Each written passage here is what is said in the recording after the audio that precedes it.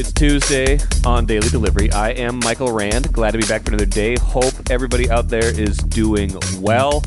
Really good show coming up for you. A couple different guests this week. Andrew Krammer will join me here in just a couple minutes to talk Vikings football, reviewing the film from Thursday's loss to the Rams, getting into some bigger picture things with this team. They were 5-0. You might remember that. They are now 5-2, trailing Detroit, trailing Green Bay now in the division. Things have turned. It is a long season, and it figures to get longer as they try to figure out how to replace Christian Darrisaw in the lineup. Out for the season, their excellent left tackle.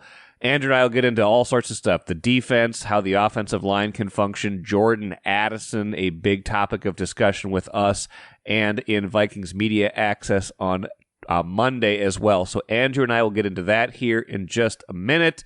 Jon Marthaler joins me here in a minute, too, to talk Minnesota United soccer. Loons play Real Salt Lake tonight.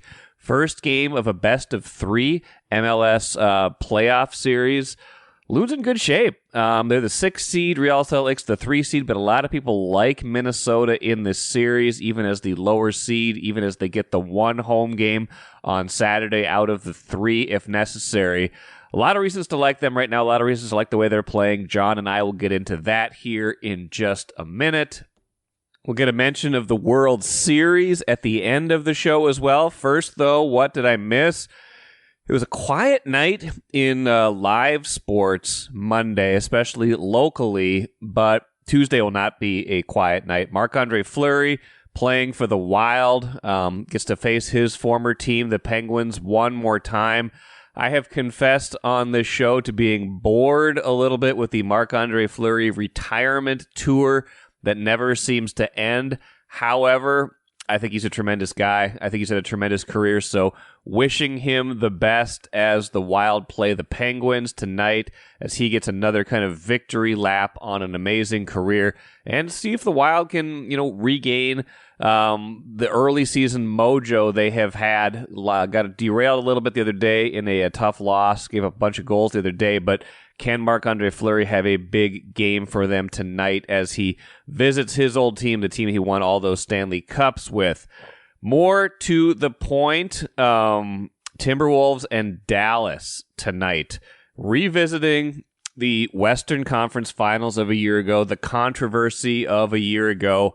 Timberwolves lost in 5 games in that series, a controversial game 2 where Luka made the dagger 3 at the end, but a controversial call with a little less than a minute left. Wolves were up 2. Looked like they were going to have the ball, and then a call got reversed.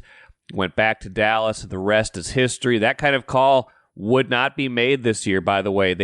Officials now have the discretion where if a ball goes out of bounds off of someone, but it was because they were fouled, they will not call the foul, but they will give the ball to the team who probably should have the ball in that scenario. Not the case last year when Jaden McDaniels clearly fouled, but the ball was awarded to Dallas because that was the way the rule was written a year ago. Big game for the Wolves just in general, though. It's a big stretch for the Wolves in general. Obviously, you've got Dallas, which is going to be a contender again this season. Then they play Denver, a happier memory, of course, from a year ago. Wolves beating Denver in that thrilling 7-game series, winning Game 7 in Denver. That should be a great game. And then the game after that, I think it's a back-to-back. They go to San Antonio, play Victor Wembanyama and the San Antonio Spurs. So a big stretch for the Wolves. They're 2-1 right now. I wouldn't say they've played their best basketball yet, but I wouldn't expect them to be playing their best basketball this early in the season after the changes they made late in the preseason to bring in Julius Randle, Dante DiVincenzo, and trade Karl Anthony Towns to the Knicks. By the way, the Knicks lost yesterday at home to the Cavaliers. I think Towns had maybe 13, 14 points. Not a huge impact game. He fouled out late in that game, so they are still working on playing with him as well. I think they're going to be just fine. I think they'll figure that out, but just goes to show it does take a little while sometimes in both cases for a team to come around, figure out how these pieces fit together. But this is a good opportunity for the Wolves to do that against some of the teams that they are probably going to be playing against once April and May roll around again. Let's bring in Andrew Krammer from the Star Tribune right now to review a little bit of the Vikings film. It's been a few days, Andrew, a little bit more time to digest it than we usually get. Doesn't make it look any better, especially when we consider what happened on defense again. 4 more touchdowns allowed, not being great in the red zone, particularly again. A lot to take away from a 30-20 loss to the Rams that the Rams made it look kind of easy again, kind of like the Lions did in the middle of that game a couple weeks ago. Yeah, Matthew Stafford looked like he turned back the clock a little bit. 2021 Super Bowl, Kevin O'Connell's seen that before. I think Stafford was awesome, as we saw. And I saw a stat floating around on Twitter, and I think this was from The Athletic, where they mentioned that when the Rams offense has Puka Nacua, Cooper Kupp, Kyron Williams, and Stafford all on the field at the same time, going back to after they drafted Nacua last year, it's one of the top offenses in the NFL since the start of 2023. You saw that, and the Vikings clearly They weren't. I don't think they were expecting Puka Nacua to have that kind of impact or even maybe be available for that game. They had just opened his practice window off IR 2 days before the game. He practiced once on a limited basis and then went out for 100 yards and was a featured part of the screen game right out of the gate too. They were feeding him targets, and that just opened things up. The Vikings had to play differently in coverage. They couldn't lean all over Cooper Kupp the way they probably thought they were going to. And it just they were off balance. And then Kyron Williams was fantastic as well. So, yeah, it looked like a totally different Rams offense. The one you studied on film, the one the Vikings spent at least a short week looking at before that game, was Stafford throwing for 150 yards against the Raiders to Colby Parkinson. It was just a totally different offense, and the Vikings clearly seemed like they were off balance the entire time.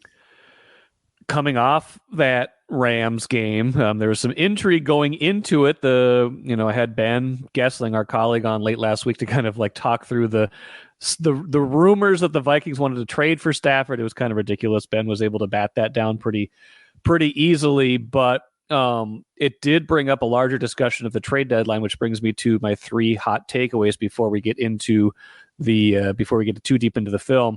Number 1, Andrew, I don't think this team should do anything at the deadline. They made a minor move to get Cam Akers. I don't believe enough in this team that they should be doing anything more dramatic stuff, taking away from future draft picks, things like that, to try to make this club better. I just don't think they quite have it this year, even if they started 5-0.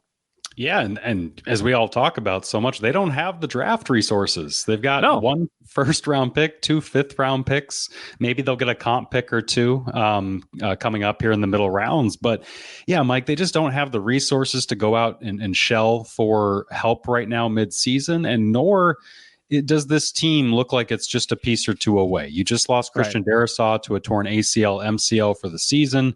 That's a brutal blow to a team that has a quarterback that is prone to turnovers. We've seen strip sacks. We've seen interceptions already. The decision-making is something they have to manage. And now he doesn't have that trusted blindside blocker that, to Darnold, probably means a lot more than it would a mobile, more confident set quarterback, even like a Brock Purdy in San Francisco. With Darnold, that is going to affect him. And so I think you're right. I think this is a team that we've seen over the last 2 weeks. When you see an offense or 2 offenses that are humming, that are like playoff caliber, all pro talent, in terms of the wide receivers and the running back and the quarterback, you see how this Vikings defense can be picked apart when those quarterbacks have time. And so I just think they're not 1 or 2 pieces away. However, what they could do at the trade deadline is still acquire a Hawkinson type piece. If they went out there and they saw there's a guy out there that we want for the next 5 years, yes, that would be worth the move. But you just don't have the draft capital right now. Are you willing to move a 1, which they didn't even have to move for TJ Hawkinson? Who would that have to be? It would have to be such a premier top-level player that I just don't know if that's something teams are even looking to do right now. You see the Titans saying Jeffrey Simmons, one of their top defensive tackles, who came to Minnesota in joint practices not that long ago and just dismantled the Vikings O-line. They know how good he is. He might be worth that pick, but the Titans are telling national reporters, we're not moving him. There's no way. So I think there's guys out there that you'd love to just dream scenario, plug and play. Yes, let's Madden franchise mode and put this guy here in the big hole in this team. But it takes two teams. And in terms of who's actually available, I don't think the Vikings have the resources to go out and get them, nor do I think they're in a situation that, like you said, that they're not really a situation where you're a rental or two away. That brings me to my second hot takeaway. I'm worried about, and this maybe kind of dovetails into what you were just talking about, I'm worried about a reckoning at cornerback in 2025 because all three of the guys they've been playing all year this year, while they've been generally good, the last couple of games notwithstanding, they're all free agents, they're all veterans. Like that's the kind of move you could see if you can get a player and a little bit of capital back if you're trading a one. But I'm worried about corner long-term, Andrew, and I feel like beyond this season, I don't see what the plan is. Well, long-term, you should be. Yeah, long-term, it's Mekhi Blackmon, who's unfortunately suffered the torn ACL in training camp, and we never got to see him his second year, but he was so good as a rookie, third-round pick, that they view him as being a future starter. That's it. In terms of who's signed beyond this year, they really like Byron Murphy, who they could re-sign, but that's an if at this point. Right now, it's Mekhi Blackmon, a Caleb Evans under contract. I mean, that's about it. And Stephon Gilmore, you mentioned, Shaq Griffin, those guys are on one-year deals. Shaq Griffin, who has been really good before in Seattle, he's had moments. And he's had moments here in Minnesota, but he was really bad at times in that Rams game. He got beat for a deep touchdown by Demarcus Robinson earlier on that drive. He got beat by Tutu Atwell in a different type of zone coverage where he just didn't have the good feel and the depth to take away that pass. He wasn't very good. And when you have a smart head coach and Sean McVay who comes in and says, I'm going to make these old guys in the secondary try to tackle Puka Nacua, try to tackle Cooper Kupp. Here's 10 screens right out of the gate. Here's a bunch of quick passes, mitigate your pressure, make your old guys tackle. That was the game plan. And future teams are going to try to do that to less success than the Rams had, because obviously the Rams have the talent to attack you there. But the Colts might walk in on Sunday and be like, here's 10 screens to Josh Downs. Try to corral him 10 times if you're Stephon Gilmore. Because Stephon Gilmore is really good at covering. He's really good at deflecting, anticipating. At 34, 35 years old, he's not the best perimeter run defender. He's not the best force tackling defender at this point. You don't want to put a ton on his body. So that's a long-winded way of saying you should be very concerned about the long-term outlook at corner. And then short-term, how they need to get more out of those guys is exactly what we saw the first 5 weeks. It's pressure. It's forcing quarterbacks not to be comfortable back there in the pocket and delivering wherever they want to. And if you need to spread out and stop playing so deep and off to take away some of the perimeter stuff, those are the counter moves that Brian Flores has to come up with now to figure out how do you adjust your coverages if teams are just going to throw quick and underneath and try to set up these kinds of blockades for their wide receivers on the outsides.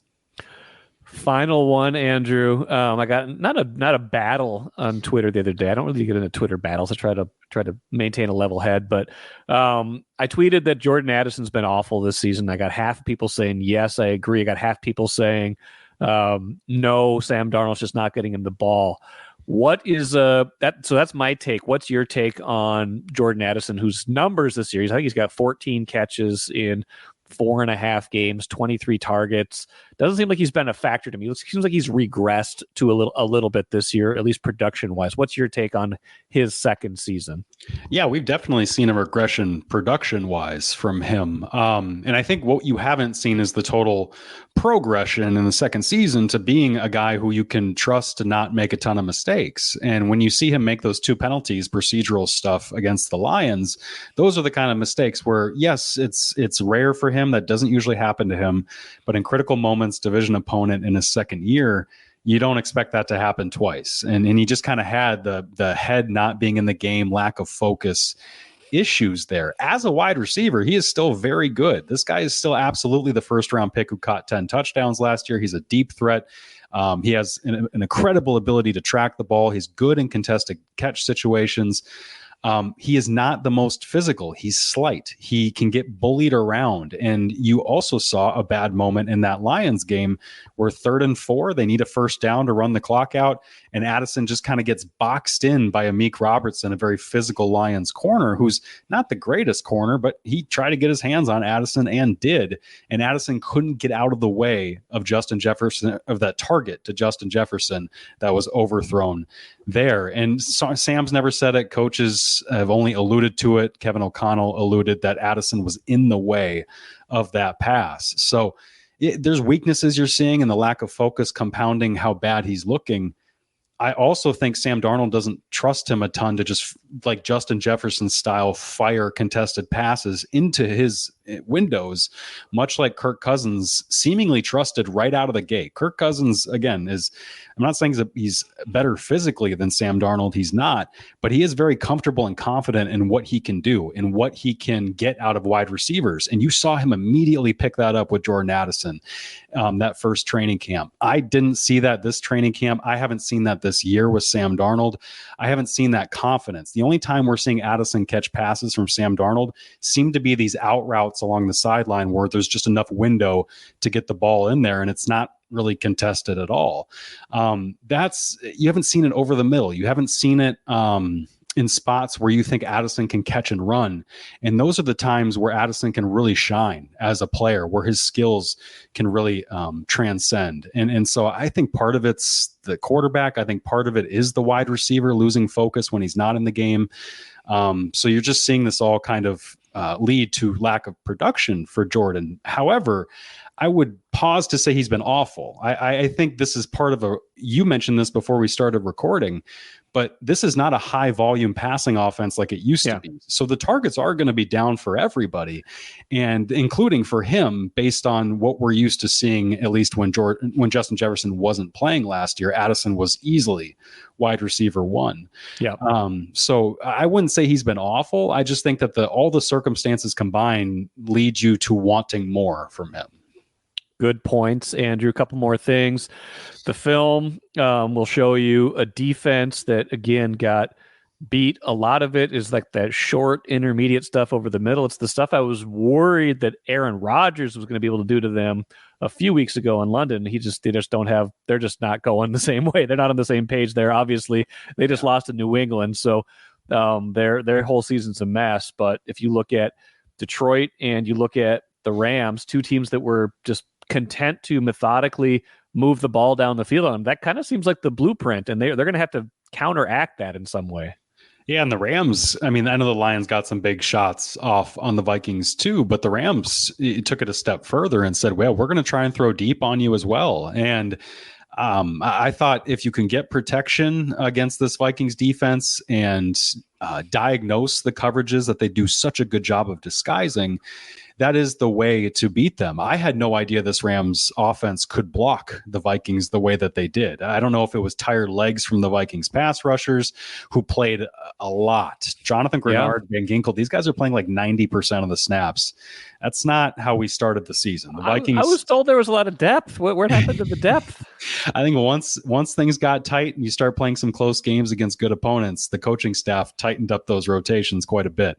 And you just didn't see the same pressure on Matthew Stafford late in the game. Early in the game, he spins away from Grenard, who just dusts the left tackle and then throws a dart to Cooper Kupp in the back of the end zone. That's a back-breaking play that if you're a pass rusher, like you've got him in your hands, and this 36-year-old quarterback spins away from you and still throws the touchdown.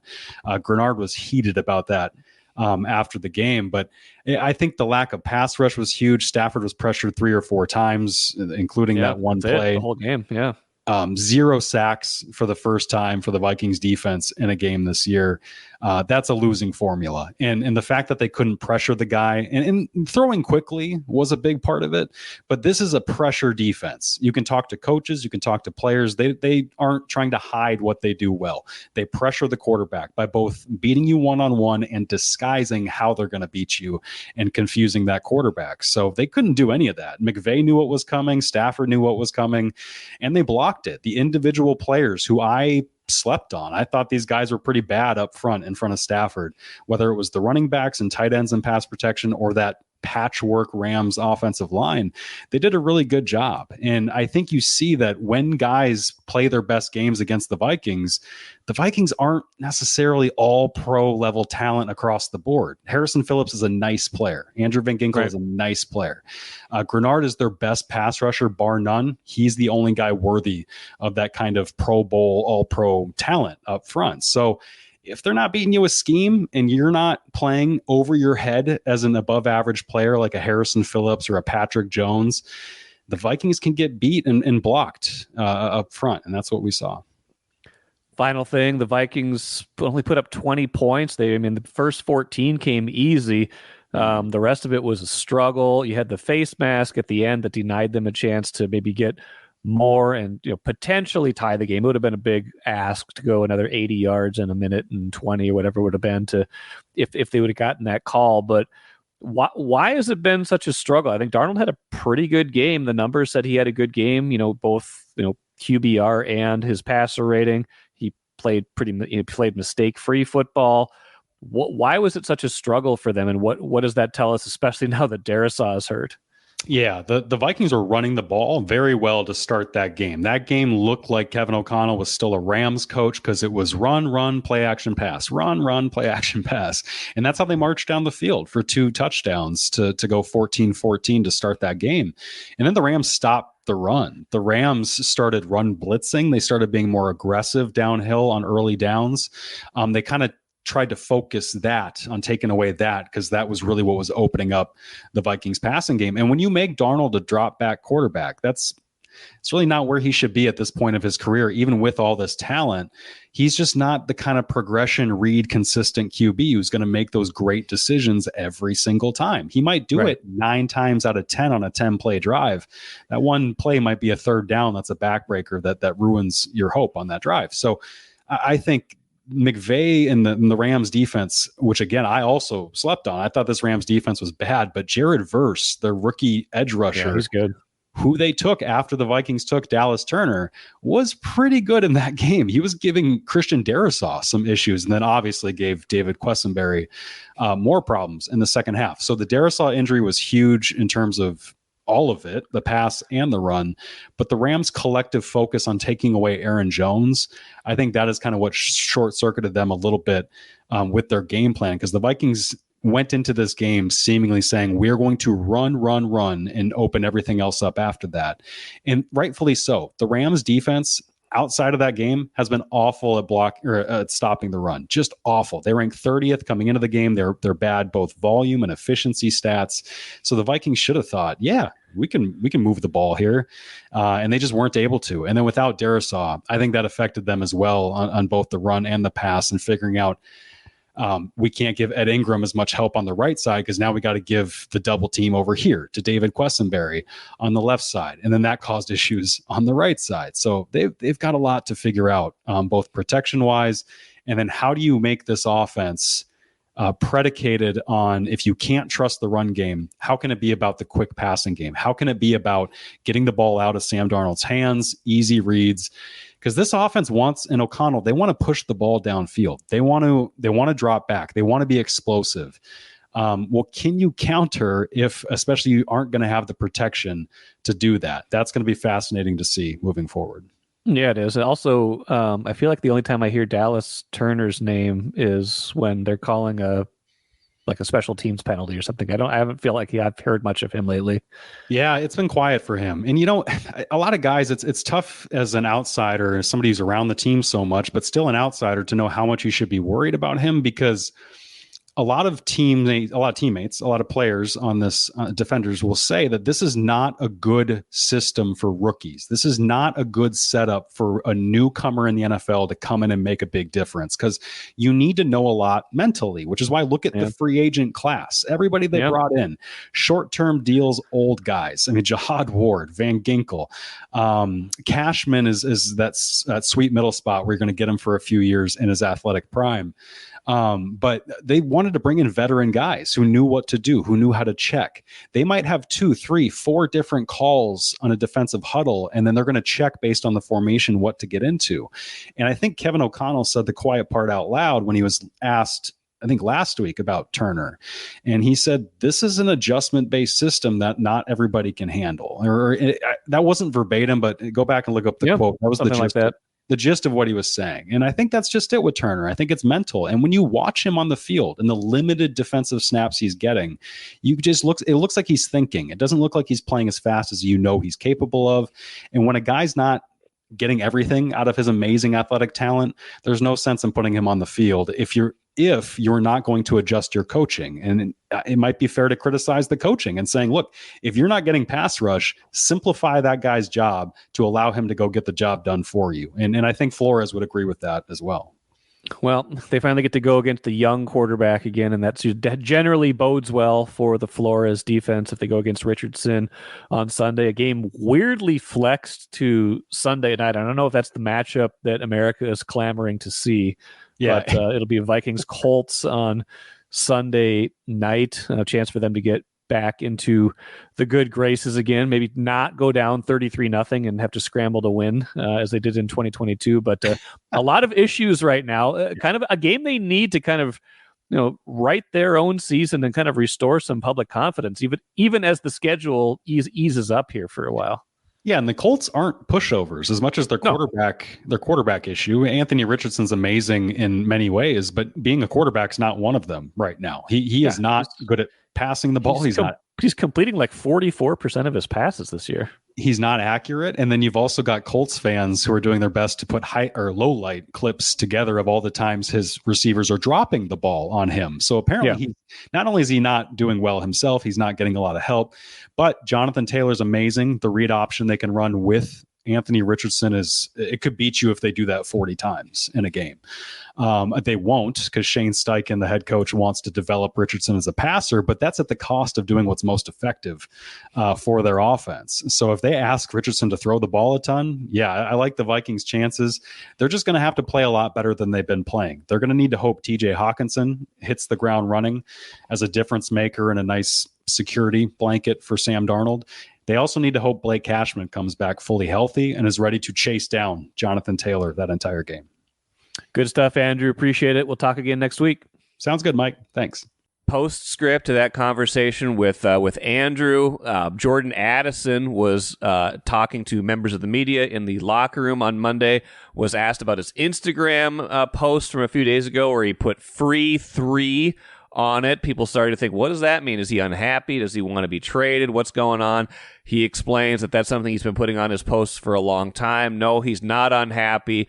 But he did say he's maybe not thrilled exactly with what he's been able to produce this season. Here was Jordan Addison in the locker room on Monday. I'll say it's all right. Obviously I wish I could be doing a little bit better, but I'm doing everything that I can. You know what I'm saying? I'm learning every week. Watching the film and just trying to get better every day. So, you know what I'm saying? I'm just looking forward to have a good game this week. And here's the thing, like Andrew said, he's not going to get as many targets this season. They're just not throwing it as much. He didn't get as many targets last season when Justin Jefferson was in the lineup. So this could just be a perfect storm where, throwing the ball less, Justin Jefferson getting the ball more. He's trying to figure out his way in a second year where sometimes players have a little bit of a slump, things like that. I think Addison will be fine. He's still a talented player, but I think it would be good for everyone if he had a big game against the Colts on Sunday. Watch your dreams and savings grow with Royal Credit Union's 4.25% annual percentage yield 12-month certificate. Open now at any Royal office or online at rcu.org/certificate-saver. Early withdrawal penalties could reduce earnings and principal. APY accurate as of 2/1/25. Insured by NCUA. Let's talk Minnesota United soccer with Jon Marthaler. Some people call him the Nino Niederreiter of soccer. You might not. John, how you doing? Very selected people call me the Nino Niederreiter of soccer, but that's okay. I'll take it. I will take it. It's a podcast callback not that long ago.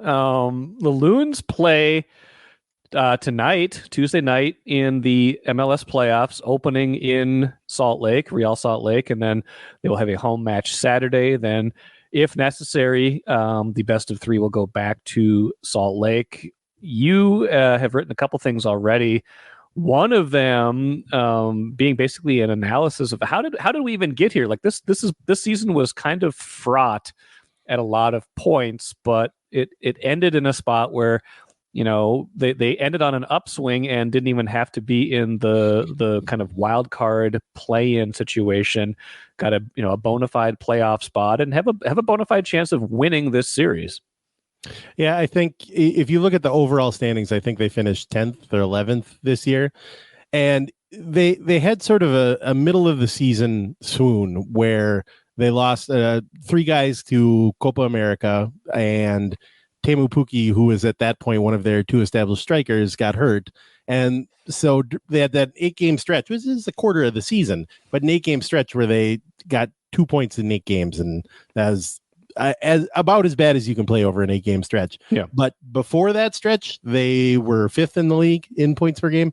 And after that stretch, they were 5th in the league in points per game. So in a lot of ways, you can look and say, yeah, they were a top 5 team, except for when a bunch of guys were out and unable to be part of the team. So it's been, by I think any measure, a successful season in that way. It's kind of easy to forget now what they sort of overcame during this year, including problems of their own making. They hired a new chief soccer officer who had another job and couldn't come in right away. And so they didn't do a heck of a lot in the offseason. Their interim coach quit like a week before preseason, so they were on to their second interim coach at the start of the season. The new chief soccer officer didn't hire his own coach until 4 games into the year. Their best player didn't show up at the start of preseason. Then he did show up. Then he was hurt. He played 30 minutes. And then he went to Argentina for a visa appointment and didn't show back up for 2 more months. So you put all of that together, and it seems like what should have happened is just sort of a throwaway rebuilding year where you look and say, listen, you know, Parisian suitors buyouts have affected this franchise. What can we possibly do? Right. And instead they bounce back to the playoffs. And I think every single person I've seen that's made a prediction for the first round of the playoffs has picked Minnesota as their upset pick. They're the trendy upset pick in the first round of the playoffs here. So what makes them, aside from, you talked about the momentum they might have, how they played better at the start and end of the season they did in the middle, what makes them good right now? What's working for them that has gotten them to the point where people think, hey, this is a team that could be kind of frisky in this 3-6 series? Yeah, I think what's really working for them right now is defense. In the last 5 games, they've given up 1 goal, including a game against Real Salt Lake, who they're taking on in tonight's game. They've sort of figured out a weird but strangely solid defense where they've got one guy, Michael Boxall's been around forever, but they got a guy who they brought in this summer who they thought was going to be a right center back or a right back. He's playing left center back. They got a midfielder playing right center back. They've got a converted forward playing right back. They've got a converted midfielder playing left back. And somehow you put all of that together, and it's a defense that's given up 1 goal in 5 games. So all year, Eric Ramsey, since he got here, was preaching that he thinks that the team can control the game without having the ball. He thinks that being defensive and playing defensively solid soccer is the way to control the game. And over the last 5 games, it's working perfectly.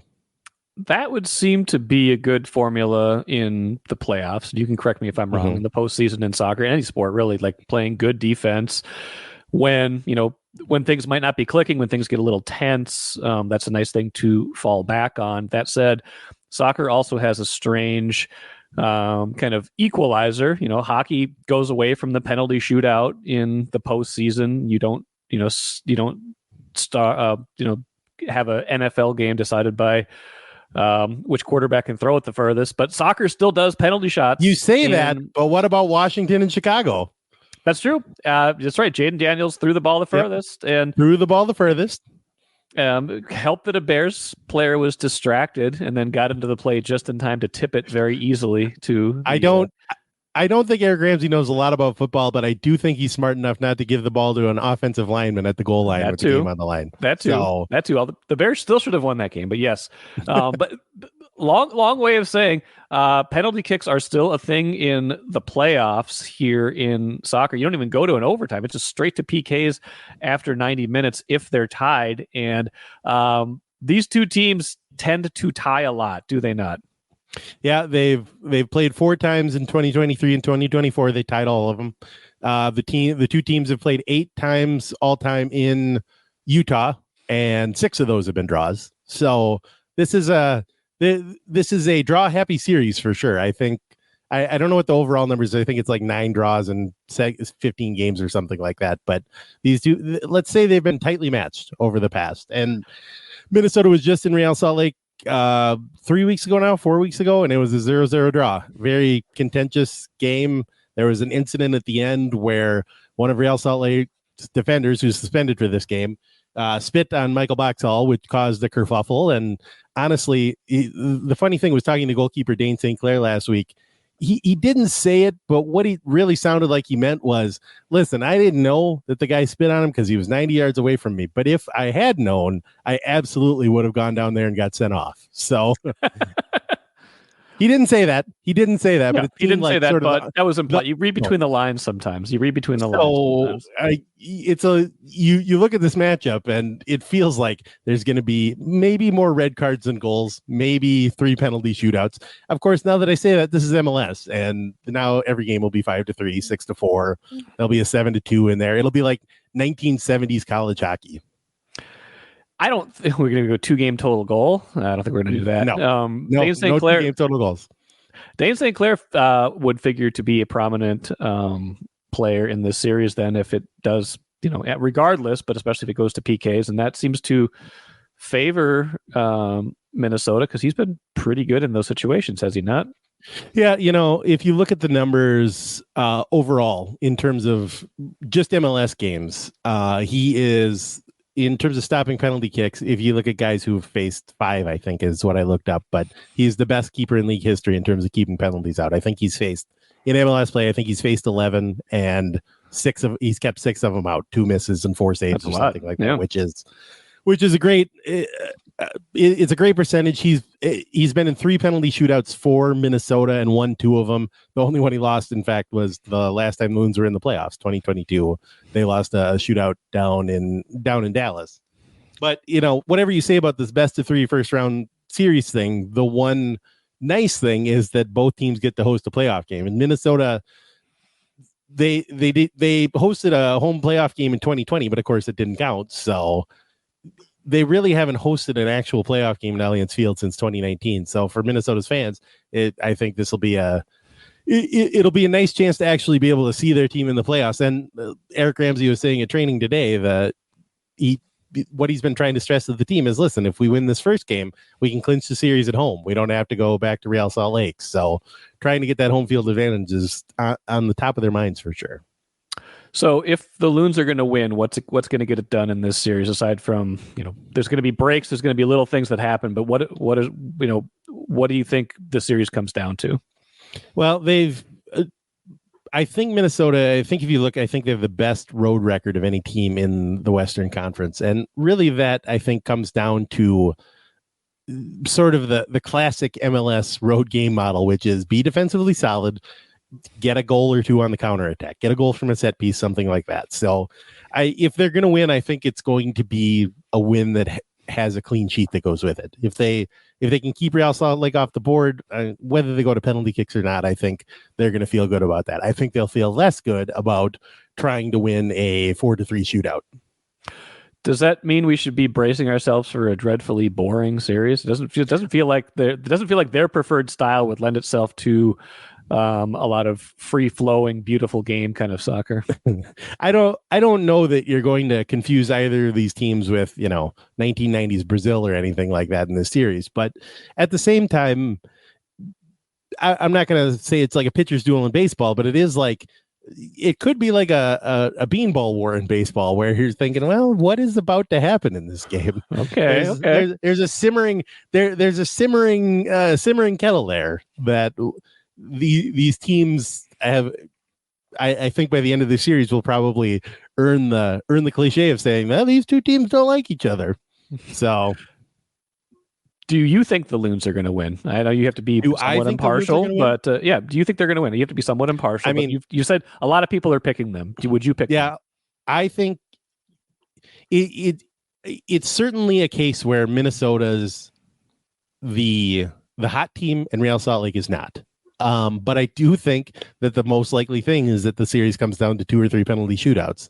And honestly, with a penalty shootout, you can look at the stats. You can look at how well Dane St. Clair has done. You can look at the number of Loons that are good penalty takers. But it really is just a coin flip, except, I mean, they would flip a coin, except nobody would watch that on television. So I would watch that, absolutely. If you decided to soccer game by a coin flip, I would watch that. You would watch competitive coin flipping? I don't know if I watch competitive coin flip. I would watch a coin flip that determined the fate of a playoff team, though. That's for sure. You know, now that we're talking about it, I absolutely would too. In fact, I liked Racey's idea to have the shootout before the game. I like how that would affect the game, but I think I might like going straight to a coin flip more. Can you imagine? You know, Michael Boxall and Chicho Arango meeting at the center of the field and shaking hands, and then one of them tosses a coin and the winner goes to the next. It's like, there we go. That was it. Made for TV. There we go. It's perfect. It's beautiful. Well, yep. I'm looking forward to it. Lavelle was on last week. I like them to win this series and maybe potentially make a run. I mean, I think they're a pretty good team, and it's been pretty impressive to see what they've been able to do kind of on the fly this year, because this thing was going sideways and backwards, and they found a way to pull out of that and more. Sideways and backwards. That's the offensive strategy of every team playing against Minnesota United. Thanks, John. Thanks, Mike. Good stuff from John, and a reminder that defensive battles are in the eye of the beholder. If Real Salt Lake and the Loons play to a 0-0 or 1-1 draw in regulation, that won't necessarily be boring or not exciting. It's a different brand. It's a different tension, and when it's the playoffs, it does still bring excitement. Case in point, let's go to the cooler. Dodgers beat the Yankees 4-2 on Monday in Game 3 of the World Series. Dodgers taking a commanding 3-0 lead in that series. They were up 3-0 in that game for quite a while. End up winning that 4-2, more or less a pitcher's duel, especially on the Dodgers end, with Walker Buehler pitching a gem for Los Angeles. So that series on the verge of a sweep if the Dodgers can finish things off tonight in New York. Otherwise, the Yankees will stay alive and try to make history coming back from a 3-0 deficit in the World Series. That will do it for me today. A bunch of stuff coming up on tomorrow's show. Expecting Randy Johnson to talk Gopher football off that huge rout of Maryland on Saturday. That team clicking on all cylinders right now, and certainly quarterback Max Brosmer clicking on all cylinders right now. Chip Scoggins will tell us a great story of a local high school player who overcame a real serious condition in his youth to become one of the better athletes in the metro area. We'll talk high school sports as well, so plenty of stuff coming up on Wednesday's show. Until then, I am Michael Rand. Have a great rest of your Tuesday. Back at it again tomorrow.